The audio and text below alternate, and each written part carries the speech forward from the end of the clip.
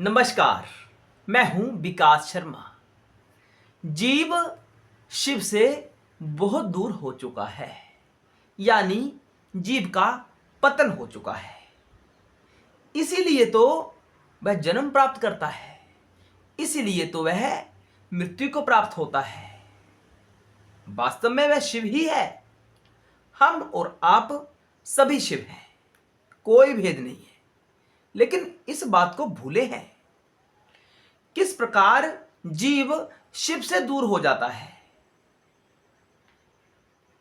क्यों जीव में नकलीपन आ जाता है? क्यों वह नकली हो जाता है? क्यों वह सत्य से दूर हो जाता है? सत्य यानी आत्मा। आत्मा ही परमात्मा है। अगर आप चैनल पर नए आए हैं तो चैनल को सब्सक्राइब अवश्य करें।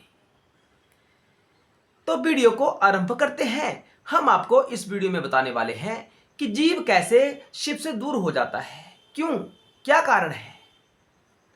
आप हमेशा कहते हैं कि हम शिव हैं।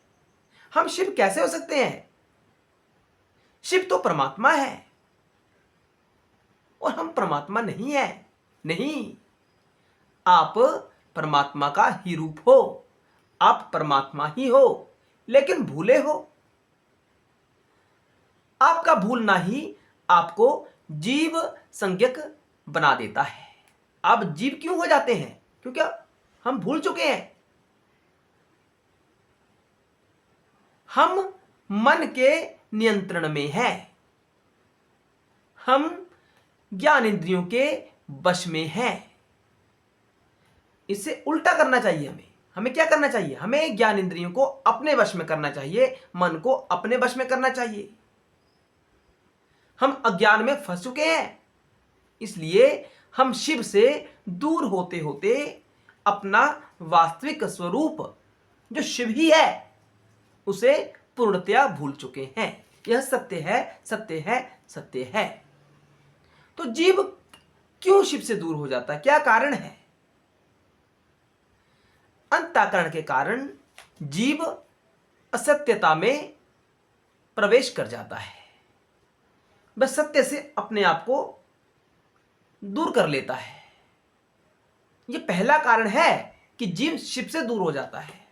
सत्य ही शिव है और शिव ही सत्य है। शिव सत्य है ना?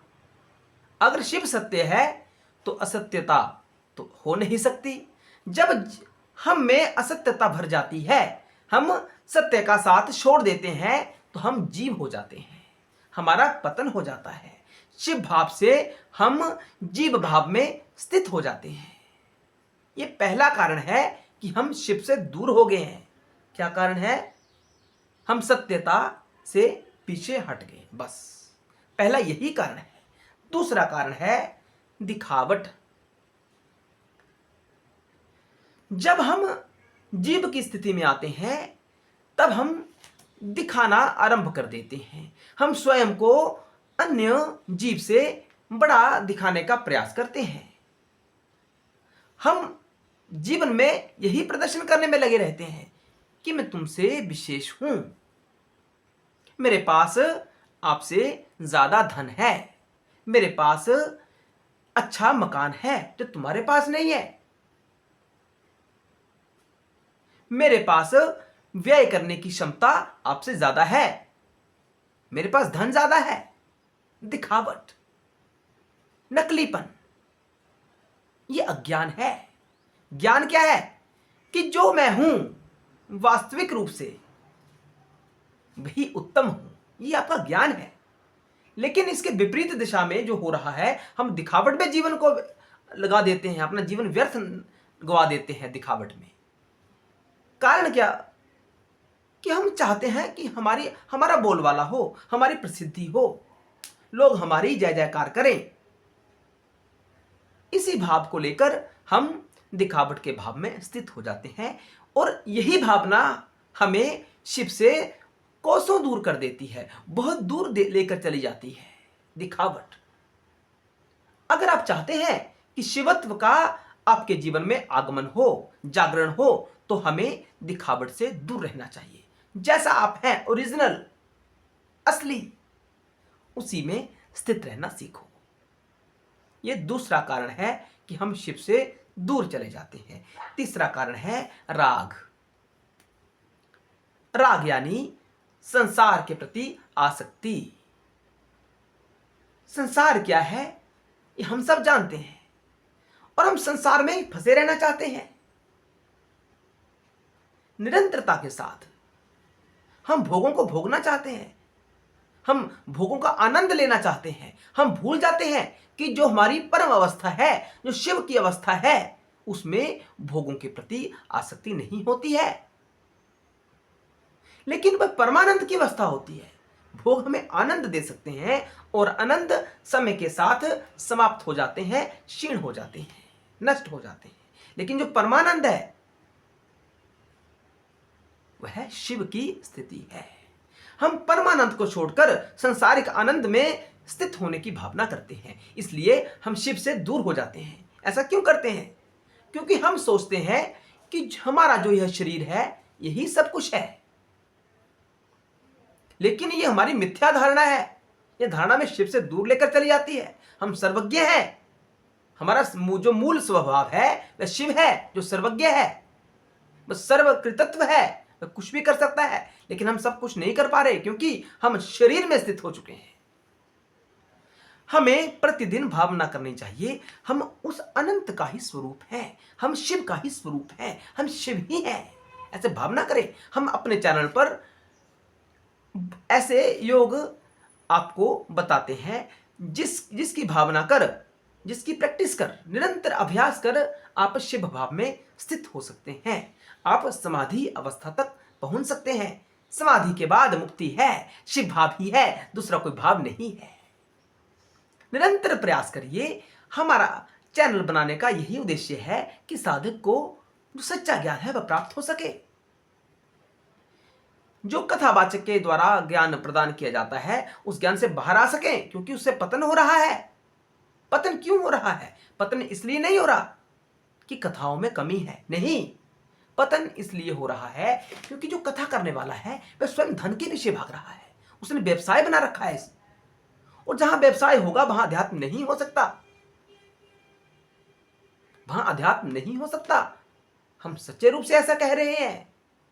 वहां अध्यात्म नहीं हो सकता। जहां व्यापार है, जहां इंद्रियों का व्यापार हो रहा है, जो देखने में अच्छा लगता है हम उसे एकत्रित करना चाहते हैं, जो सुनने में अच्छा लगता है वह साधन हम अपने घर में लेकर आना चाहते हैं। यह पतन है, यह इंद्रियों का व्यापार है। धन क्यों एकत्रित करना? भोगों को भोगने के लिए, और भोगों को भोगना अध्यात्म का हिस्सा ही नहीं है। जो कहता है कि भोग भोग लो फिर शिव की ओर चलो, वह गलत कहता है। आपको संसार में फंसा कर रखना चाहता है। जब आपको परम तत्व का ज्ञान हो जाए कि परम ज्ञान क्या है, हम कहां से आए हैं, क्यों जन्म ले रहे हैं, क्यों मृत्यु हो रही है, जब हम इस बात को समझ जाते हैं तो हम शिव की ओर चलना आरंभ कर देते हैं। यही अध्यात्म का उद्देश्य है, यही अध्यात्म की असली स्थिति है कि शिव की ओर चलो, संसार से वापिस शिव की ओर चलो। अपितु संसार भी शिव ही है। ये शिव की माया शक्ति से निर्मित है। शिव ने स्वयं प्रकाश डाला है। आत्मा स्वयं प्रकाश डालती है कि मेरी माया शक्ति से उत्पन्न यह संसार है, ये मिथ्या है, इसे सच मत समझ लेना, ये मैंने खेल खेला हुआ आपके साथ। हम इस खेल से जब बाहर निकलते हैं तो हमें अपने वास्तविक स्वरूप का अर्थ पता चलता है। जैसे कई बार हमें रस्सी में सर्प दिखाई देता है, लेकिन वो हमारा अज्ञान ही है। रस्सी कभी सर्प नहीं हो सकती, लेकिन अंधेरे में हमें सर्प ही दिखाई देता है, वो सर्प ही लगता है। उसी प्रकार हम संसार में फंसे हुए हैं। जिस प्रकार रस्सी हमें सर्प दिखाई देती है, उसी प्रकार मिथ्या संसार हमें सत्य दिखाई देता है। लेकिन जब प्रकाश होता है, आत्मा का प्रकाश होता है, उत्तम ज्ञान हमें प्राप्त होता है, तो हम वापस समझ जाते हैं कि हमारा स्वरूप शिव है, सब शिव है, शिव के अतिरिक्त को दूसरा नहीं है। यह वास्तविक ज्ञान है, यह हमें अज्ञान से दूर कर देगा। जिस प्रकार रस्सी का हमें कैसे पता चलता है कि सर्प नहीं है? रोशनी के साथ। उसी प्रकार मिथ्या संसार का हमें कहां से पता चलता है कि मिथ्या संसार है? आत्मा की ज्योति के साथ, आत्मा की रोशनी के साथ, आत्मा के प्रकाश के साथ। इसलिए हमें आत्मा में स्थित होना चाहिए, प्रयास करना चाहिए आत्मा में स्थित हो सके। अगला कारण है, जो चौथा कारण है, वह है सपनों का संसार। प्रत्येक जीव ने जितनी भी अंतःकरण है इस ब्रह्मांड में, सबने अपना संसार बना रखा है, भविष्य का संसार बना रखा है। उसने सोच रखा है कि मैं धन एकत्रित करूंगा तो मुझे वह सुख सुविधा प्राप्त हो जाएगी, मेरे बच्चे पैदा अगर होंगे तो वे मेरी देखभाल करेंगे भविष्य में। ऐसा हमने सपनों का संसार बना रखा है, सपने दिख रखे हैं। क्यों? भोगों को लेकर ही। विषय क्या है? इंद्रियों का विषय, जो गलत है। तो जो संसार हमने निर्मित कर रखा है अपनी भावना से, अपने मन में, वह संसार का निर्माण हो चुका है। आपने जैसे ही संकल्प किया मन में कि मैं ये करूंगा, मुझे वो प्राप्त हो जाएगा, लेकिन आपकी मृत्यु हो गई, आपने प्राप्त नहीं किया, तो इस बात को सत्य मानना कि जो संकल्प आपने अपने मन में धारण किया है वह सृष्टि हो चुकी है, वह सृष्टि आपको प्राप्त होकर रहेगी, आप उससे पीछा नहीं छोड़ सकते। इसलिए जो ख्वाब होते हैं, सपने होते हैं, उनमें जीना बंद कर दीजिए, अन्यथा आप शिव से दूर चले जाएंगे, वापिस चेतना के पास नहीं आ पाओगे, जड़ता आ जाएगी आपके पास, संसार ही संसार घूमेगा आपके चारों तरफ, जो गलत है।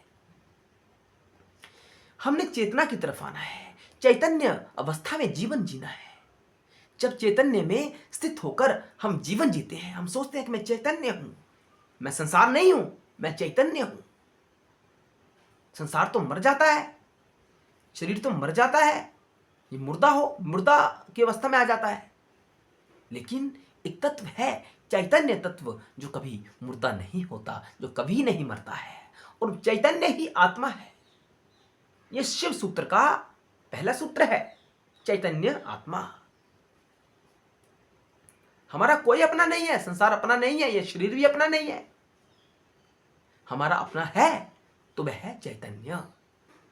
चैतन्य क्या है? शिव है, क्योंकि चैतन्य आत्मा, आत्मा चैतन्य है और आत्मा ही परमात्मा है। ये कौन कहता है? उपनिषद कहते हैं। आप इसे अनुभव भी कर सकते हैं। आपका कोई अपना नहीं है। अपना होता तो मृत्यु के समय जो आपके सगे संबंधी हैं वह आपके साथ चले जाने चाहिए, वह कोई नहीं जाता, यहीं का यहीं रह जाता सब।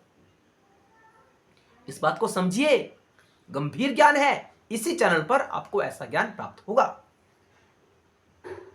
हम मिथ्या ज्ञान का प्रचार प्रसार नहीं करेंगे आपके सामने, हम सत्य बोलेंगे। जो वेद उपनिषद शास्त्र कहता है, हमारा अपना अनुभव है, वही हम इस चैनल पर कहेंगे।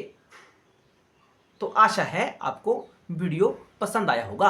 अगर आप चाहते हैं कि हम शिव के पास रहें तो अपनी सांसारिक वृत्तियों को रोकना आरंभ कर दीजिए। संसार की तरफ मत जाओ, ज्यादा धन के पीछे मत भागो। जितना जीवन यापन करने के लिए चाहिए उसी में खुश रहो, उतने की ही इच्छा करो। जो ज्यादा इच्छा होती है वो संसार में डुबो कर रखती है हमें।